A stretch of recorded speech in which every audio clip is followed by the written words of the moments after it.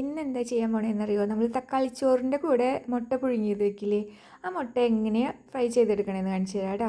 കുറച്ച് കശ്മീരി മുളക് പൊടി, കുറച്ച് മഞ്ഞൾപ്പൊടി, കുറച്ച് ഗരം മസാലപ്പൊടി, പിന്നെ ആവശ്യത്തിനുള്ള ഉപ്പും ചേർത്ത് കുറച്ച് ഓയിലും കൂടെ ഒഴിച്ച് ഒന്ന് മിക്സ് ചെയ്തെടുക്കുക.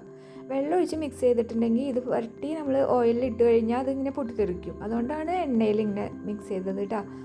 അപ്പോൾ ഡീപ്പ് ഫ്രൈ ഒന്നും ചെയ്യേണ്ട മുട്ട, ജസ്റ്റ് ഒന്ന് ഈ മസാലയൊന്ന് പുരട്ടി ഒന്ന് ഇതെടുത്താൽ മതി.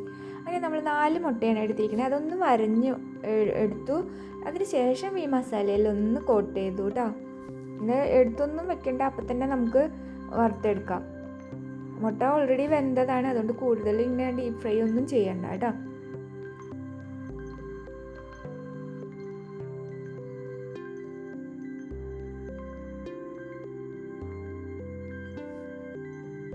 ഇനി ഒരു കടായി വെച്ച് അതിൽ കുറച്ച് എണ്ണ ഒഴിച്ചാൽ മതി കേട്ടോ. 2 ടീസ്പൂണൊക്കെ ഒഴിച്ചാൽ മതി.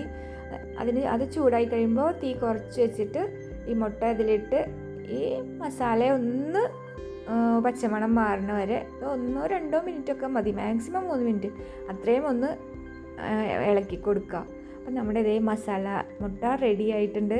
ഇനി തക്കാളിച്ചോറിൻ്റെ കൂടെ ഇത് കൂട്ടി കഴിക്കാൻ നല്ല സ്വാദാണ്. അപ്പോൾ വീഡിയോ കാണാത്തവരൊന്ന് കണ്ടു നോക്കിക്കോളൂ കേട്ടോ തക്കാളിച്ചോറിൻ്റെ.